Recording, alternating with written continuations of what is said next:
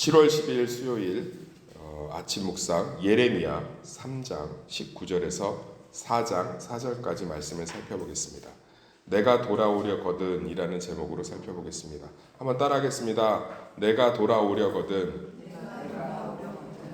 대선지서든 이사야 예레미야 소선지서든 미가 나움 이런 거 있잖아요. 선지서가 어렵다고 그래요, 묵상하면. 왜냐하면 역사적인 배경을 이해하면 되게 쉬운데 기미독립 선언서 같은 경우도 그렇잖아요. 일각에 이렇게 쭉 나오지 않습니까? 그런데 우리는 그게 쉽잖아요. 왜냐하면 3.1운동의 배경을 아니까. 그렇죠? 일제한 거에서. 근데 그걸 모른 채 읽으면 이게 무슨 얘기인지 모르잖아요.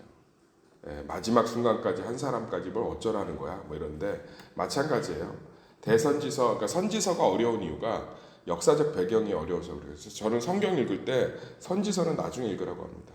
여기에 배경이 되는 열왕기상하나 역대상하, 사무엘상하를 읽는 게 훨씬 유익합니다. 그러면서 좀 배경을 이해하면 쉽죠. 이게 무슨 얘기냐면 쉽게 얘기해서 지금 상황이 어떤 상황이냐면 북이스라엘은 이미 멸망했어요. 아수르에 의해서.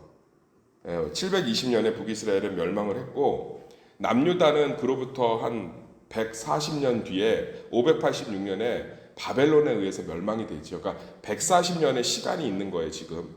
북이스라엘은 이미 멸망을 했어요. 그러면 북이스라엘이 멸망을 하는 걸 보고 남유다가 굉장히 두려워해야 되잖아요. 하나님 말씀대로 안 사니까 결국 저런 결과를 맞이하는구나 라고서는 굉장히 회개해야 되는데 남유다 안에 무슨 일이 발생했냐면 사람이 굉장히 약합니다. 우리가 얼마나 잘 살았으면은 북이스라엘 저렇게 망하고 우리는 살아남았겠니 이러면서 굉장히 자신들이 잘 살았다고 생각해요. 그래서 하나님께 예배드리고 하나님의 일들이 일어나고 또 요시아라는 굉장히 탁월한 왕을 중심으로 개혁이 일어나죠. 그런데 하나님은 그때도 말씀드렸지만 이게 요시아는 예레미야에서 빼놓을 수가 없는 아픔이에요. 정말 젊은 나이에 애굽하고 싸우다가 죽었잖아요. 그것도 하나님이 애굽하고 싸우는 거 암묵적으로 허락하셔갖고 나갔다가 활마사 죽었다. 그러니까 무기토 전투에서. 그러니까 그의 아들이 미치는 거예요. 아버지가 얼마나 열심히 개혁을 했냐면 정말로 제2의 다윗이에요. 저는 요시아의 개혁을 보면 다윗보다 더 낫다고 생각해요. 철저하게 하나님 말씀대로. 근데 화살 맞아 죽었다. 그러니까 그 아들 여호와김이 미치죠. 그러니까 그 아들이 유다 왕 역대 왕 중에서 르호보암 정도 급으로 우상 숭배에 미쳐요. 하나님 믿는 것들은 다 싹 잡아. 그거에 대해서 하나님이 글을 좀 써야 될 거 아니에요. 답변을 하셔야 될 거예요. 예레미야 선지자를 통해서 하시는 답변들이죠. 그 일이 나중에 일어나지만 말씀은 이제 시간을 초월해서 주시는 예언이잖아요. 그러니까 지금 요시한 사람의 개혁으로 안 되는 거예요. 하나님이 사랑하시는 자들을 빨리빨리 데려가시는 것 같아요. 왜냐하면 천국이 훨씬 좋으니까. 할렐루야. 요시아를 얼마나 사랑하셨으면 너 이거 지금 너 한 사람 개혁 갖고 안 된다. 근데 왜 그 한 사람 개혁 갖고 안 되는지 예레미야 3장 19절에서 4장 4절이 잘 말해줘요. 하나님을 사랑하고 회개한다고 하는데 실제로는 속이고 있는 거죠. 이게 지금 하나님이 요시한 사람의 개혁으로 안 되니까 일단 너희는 바벨론에 의해서 한 번은 끊어내자. 그리고선 싹 수술한 거죠. 암덩이 제거 다 한 거예요. 암덩이. 그리고서는 포로 남겨서 70년 뒤에 다시금 예루살렘으로 복귀해서 성전과 성벽 재건하면서 하나님의 나라들을 다시금 회복하십니다. 그 배경을 좀 이해하면 오늘 말씀이 이해가 되는 거예요. 이게 무슨 얘기냐면 그러니까 하나님을 사랑하고 하나님 앞에 회개한다고 하면서 우리 북이스라엘보다 잘 산 이유가 뭘까? 살아남은 이유가 뭐냐? 이러면서 140년 동안 자기들의 의에 막 취했어요. 우리가 예배도 잘 드린다. 우리가 다윗의 저기도 한다. 근데 하나님이 딱 집어내는 것들이 너무 가슴 아프죠. 속였다는 거잖아요. 뭘 속였다고요? 니네들이 내가 필요할 때는 찾는데 필요 없을 때는 찾지 않는다. 근데 우리 신앙생활할 때 그럴 때 있잖아요. 근데 그거 좀 정지하는 게 아니에요. 사람이 그럴 수 있어요. 근데 우리가 하나님이 인격적인 살아계신 은혜의 하나님이라면 지식이 있고 의지가 있고 감정이 있는 지정의가 있는 인격적인 살아계신 지금도 이 예배 가운데 함께하고 계시는 성령으로 충만하신 하나님이라면 이렇게 수단의 대상으로 여기는 것 자체가 하나님을 믿지 않는 거죠. 사실은 우리의 신앙은 하나님의 살아계심을 신뢰하면 교제의 대상이 돼야 돼요. 교제 안에서 수단과 내가 원했던 것들과 내가 받는 이익과 이윤에 대한 것들은 자연스러운 흘러나옴이 돼야 되는 거죠. 그러니까 요즘 이혼율이 이렇게 높은 이유가 뭔지 아세요? 결혼이 사랑이 전제되어 있는 게 아니고 조건이 전제돼서 그래요. 그러니까 조건을 대체하면 바로 떠나잖아요. 남편이 먹고 살만한 남자가 먹고 살만하면 사랑하지 않아도 결혼하고 여자가 아리따우면 사랑하지 않아도 결혼하고 그러니까 부부가 살면서 다양한 문제를 극복을 못하는 거죠. 서로 신뢰하고 함께하고 가야 되는데 신뢰가 이미 뭐 없는 가운데 시작하니까. 근데 우리가 정말 하나님과 교제하는 것이 우리 새벽 성도들 이 음성을 듣는 음성 성도들이 정말로 하나님과 교제하는 것이 신앙생활의 이유가 되시길 소망합니다. 그게 진짜 기쁜 거예요. 한번 생각해 보세요. 살아계신 하나님과 교제하는 것이 얼마나 그게 풍성하겠어요.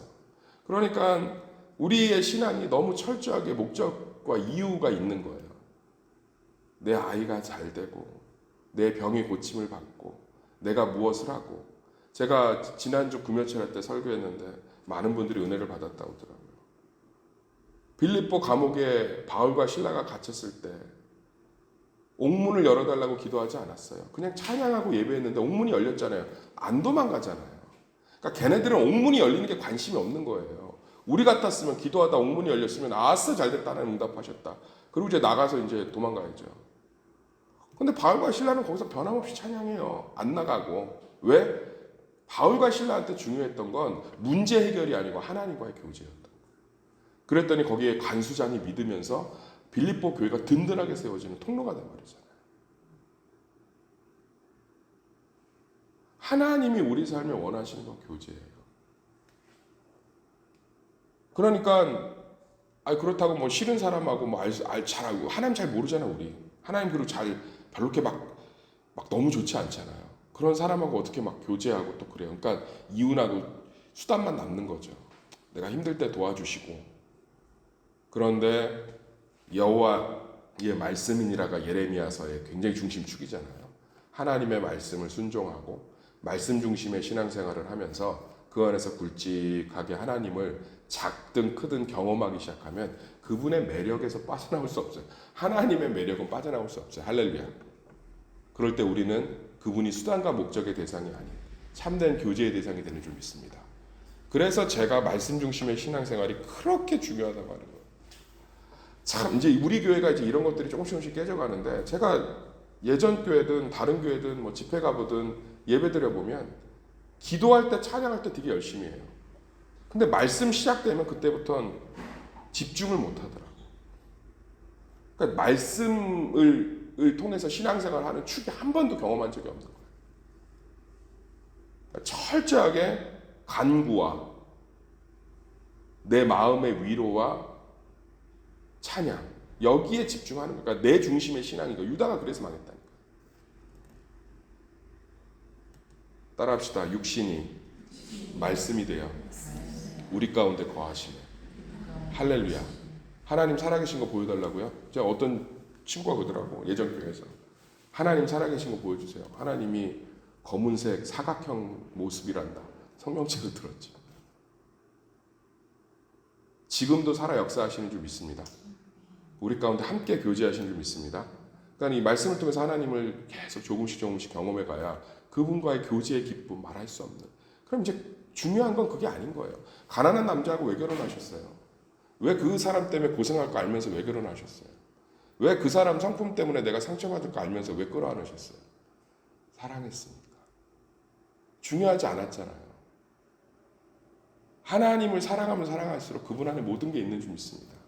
그러니까 오늘 그 얘기예요. 19절부터 21절 그리고 22절부터 25절은 마치 회개한 것 같죠. 보소서 우리가 주께 왔사오니 주는 우리 하나님 여호와이심이니이다. 작은 산들과 큰 산에서 떠드는 것은 참으로 헛된 일이라. 이스라엘의 구원은 진실로 우리 하나님 여호와께 있나이다. 이러면서 22절부터 25절까지 너무 아름다운 회개예요. 이스라엘 백성들이 회개한 게 아니고 요시아를 통해서 개혁이 잠깐 일어났지만 근본적인 회개가 아니었던 거예요. 왜냐하면 4장 1절 읽어볼까요? 4장 1절 시작.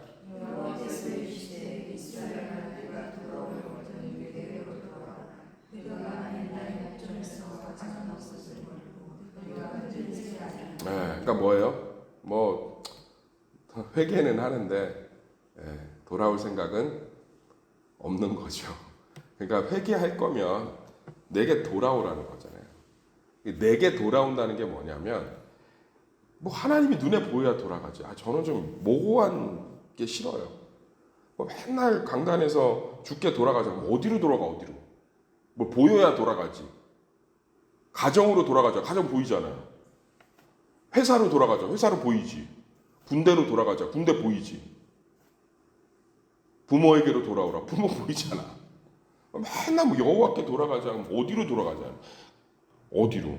이 돌아가자가 뭐냐면 예루살렘과 시온의 의미예요. 예루살렘에 뭐가 있죠? 하나님의 예배가 있고 예배 처소가 있고 성전이 있고 그다음에 시온에 하나님의 말씀이 있잖아요. 그러니까 유다인들에게 남유다에게 여호와께 돌아가자는 건 예배와 말씀으로 돌아가자는 거예요.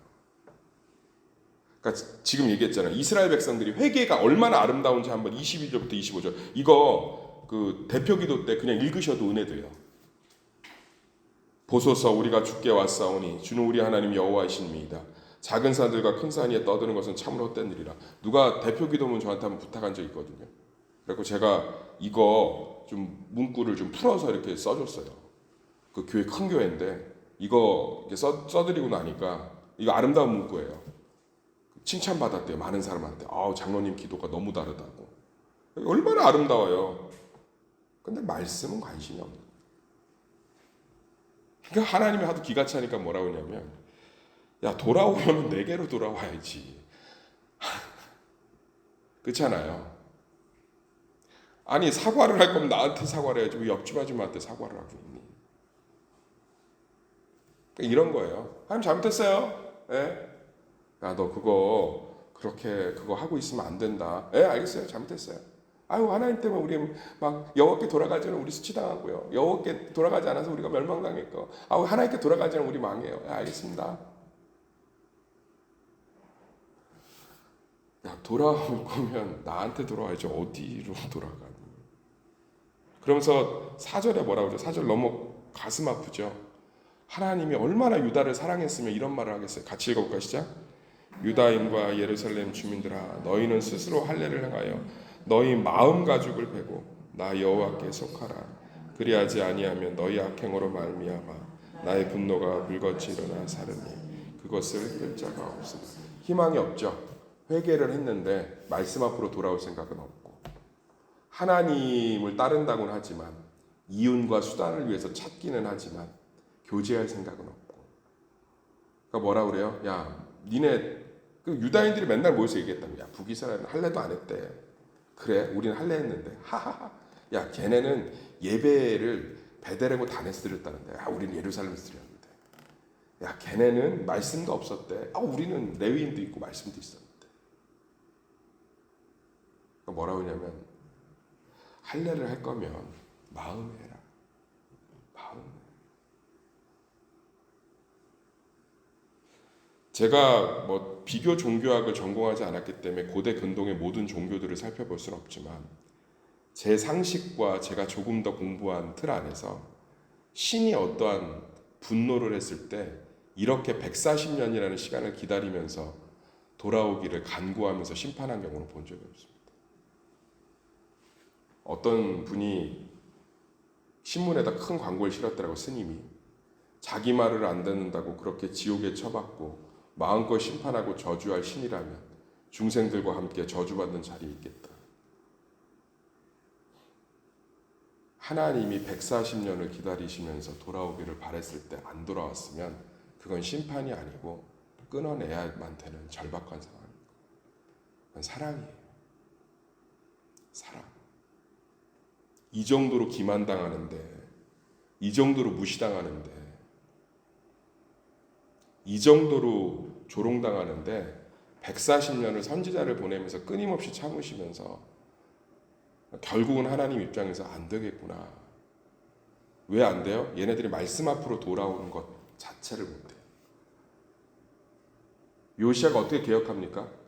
성전 청소하다가 구석대기에, 창고 구석대기에 박혀있는 하나님의 말씀 보면서 회복이 일어나요. 그러니까 하나님 말씀이 성전이 아니라 창고 구석탱이에 먼지 쌓여 있다는 것 자체가 유다의 상황을 보여주죠. 신앙의 모든 회복은 말씀으로 시작하는 거예요. 삶의 모든 회복은 말씀으로 시작하는 거예요. 하나님과 교제의 모든 시작은 말씀에서 시작되는 거예요.